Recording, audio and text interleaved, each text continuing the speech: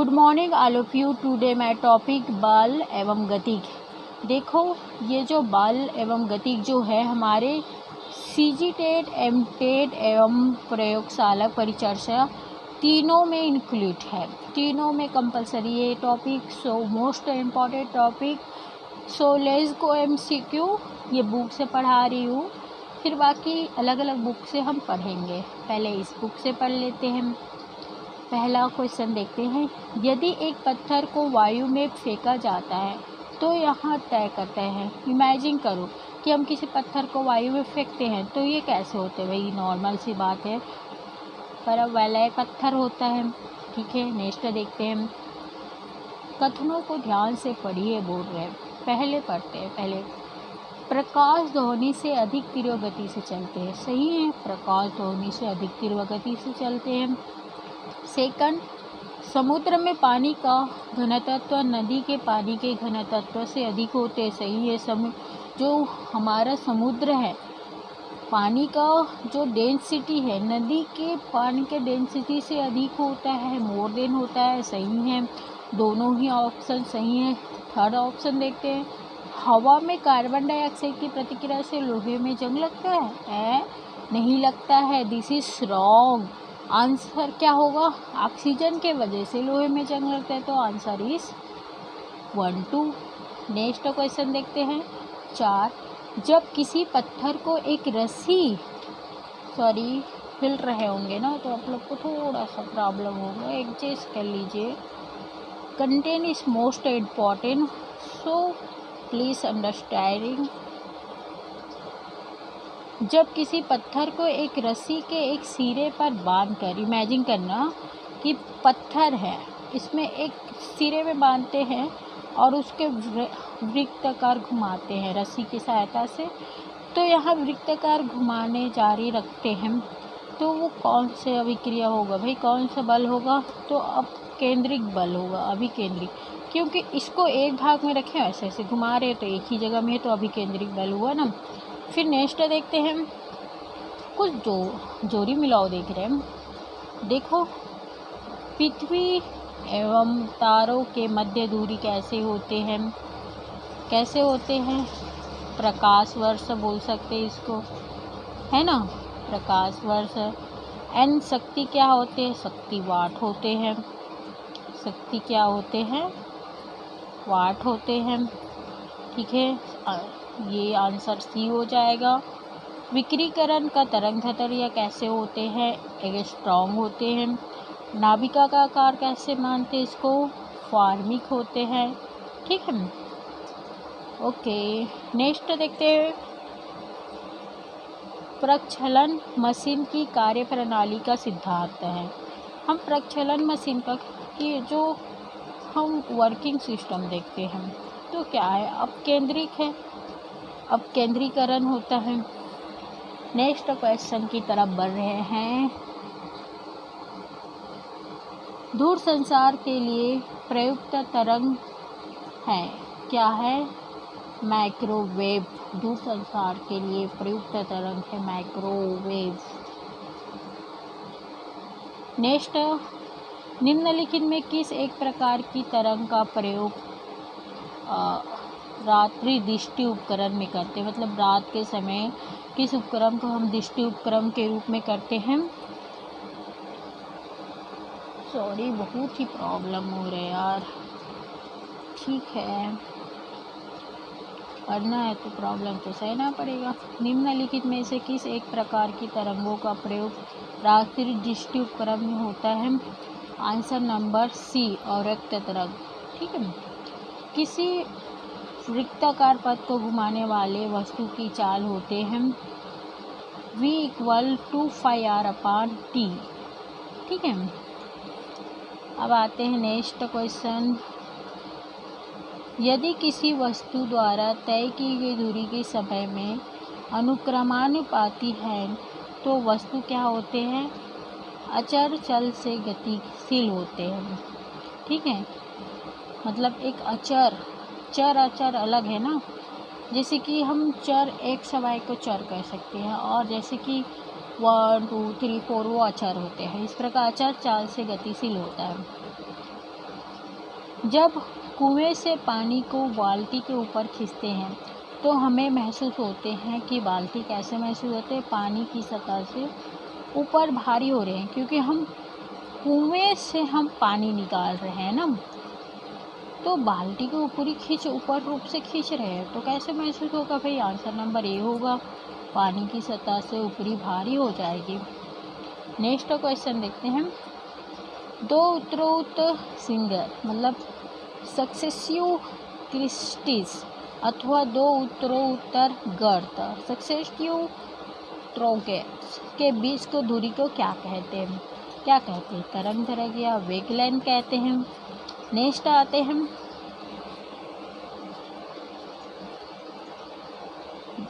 वेग की यदि दुगुनी कर दिया जाए जो संवेग पर क्या प्रभाव होगा? अगर हमारे वेग को दुगुनी करते हैं तो संवेग पर क्या प्रभाव होगा बोल रहे हैं, तो आंसर नंबर एक दुगुनी हो जाएगा, क्योंकि इसको दुगुनी करेंगे तो ये भी दुगुनी हो जाएगा। नेक्स्ट क्वेश्चन देखते हैं। हम लगभग 50 क्वेश्चन करेंगे, फिर आगे क्लास में कंटिन्यू रखेंगे। एक चलती हुई कार, ठीक है, ध्यान से देखिए क्या पूछ रहे हैं। एक चलती हुई कार और एक रेल इंजन दोनों में समान गतिज ऊर्जा है, किसका संवेग ज़्यादा होगा बोल रहे हैं? तो रेल का होगा ना, आंसर नंबर बी होगा। रेल का इंजन ही ज़्यादा होगा, कार का थोड़ी होगा। फिर नेक्स्ट आते हैं। दोनों गेंद ए और बी है, मतलब ये दो ठो गेंद है ए और बी, जो कि 10 केजी और 1 केजी है। ये 10 केजी और 1 केजी है। उनकी जो मीटर है 20 मीटर से ऊंचाई से हैं, एक साथ गिर रहे, मतलब 20 मीटर ऊंचाई से दोनों इक्वल रूप से गिर रहे हैं। तो ये पूछ रहे हैं कि निम्न में से कौन सा सही है? आंसर नंबर सी सही होगा। क्यों होगा? क्योंकि दोनों एक साथ पहुंचेगी, ठीक है, चाहे 10 केजी हो 1 केजी हो, अगर दोनों 20 मीटर ऊंचाई से गिरेगा तो दोनों एक साथ पहुंचेंगे। नेक्स्ट देखते हैं। एक गेंद की क्षैतिज से किसी कोण पर फेंकने की वहाँ अधिकतम क्षैतिज दूरी, मतलब बोल रहे हैं कि ध्यान से सुनिए, एक गेंद को क्षैतिज समझते हो ना, क्षैतिज से किसी कोण पर फेंके कि वहाँ अधिकतम क्षैतिज दूरी तय करेगी, तो 45 होगा ना।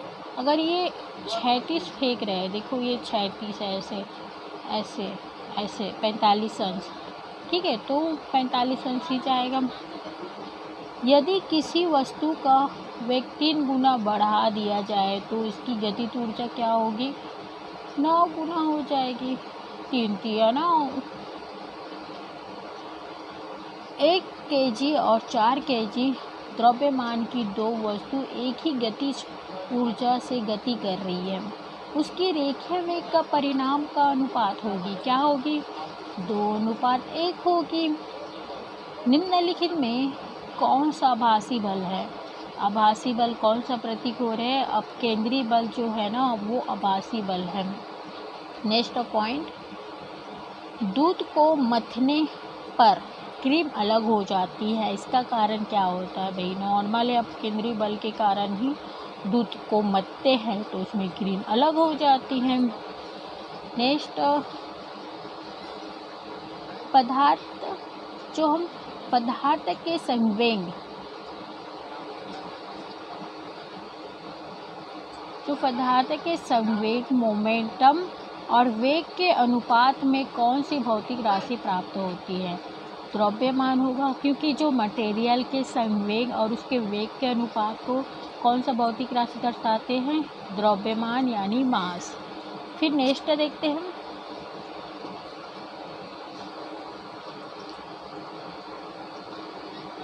किसी वस्तु या कण की स्थिति, 1 मिनट गाइस, जस्ट होल्ड।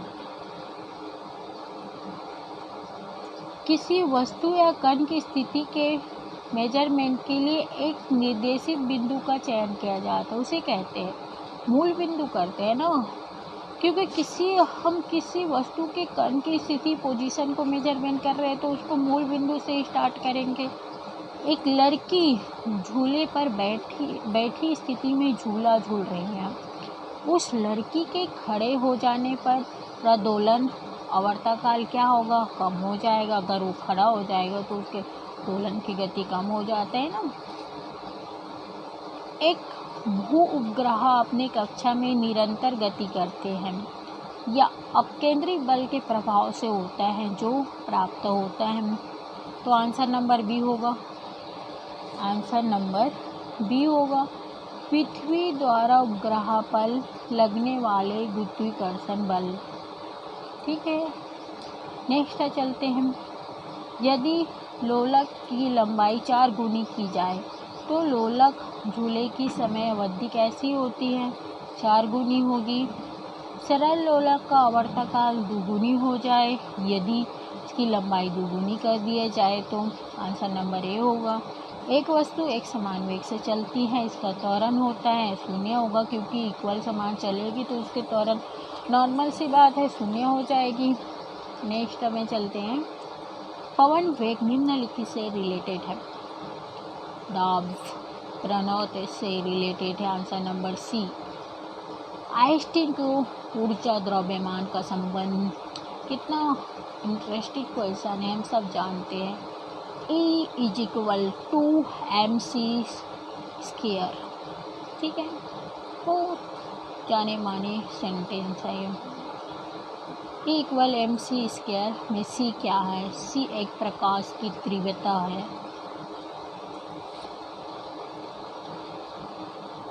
वाहनों में लगे ओडोमीटर से क्या मापे जाते हैं? चाल मापते हैं भाई। ओडोमीटर से उसके चाल मापते हैं। उत्प्लवी बल निर्भर करता है विस्थापन तरल के भार पर। नेक्स्ट देखते हैं। एक पिंड किसी द्रव में तैर रहे हैं। पिंड और द्रव का डेंसिटी बराबर है। अगर पिंड को नीचे की ओर दबाकर छोड़ दिया जाए तो क्या होगा भाई? जहाँ उसे छोड़ा जाता है वहीं पर आ जाएगा। स्पिंच वाला होता है ना, ऐसे जाएगा तो फिर वहीं पर आ जाएगा। यदि किसी वस्तु द्वारा तय की गई दूरी टाइम के वर्ग के समानुपाती होती तो क्या होगा? त्वरण नियत हो जाएगा, क्योंकि उसके जो तय की गई दूरी और समय के वर्ग के समानुपाती होते तो त्वरण नियत होते हैं।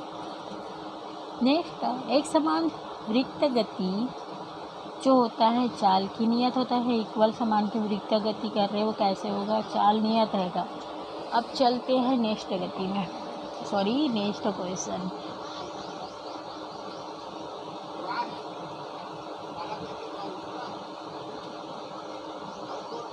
वेग समय ग्राफ द्वारा घेरा गया क्षेत्र किस भौतिक राशि को दर्शाया जाता है?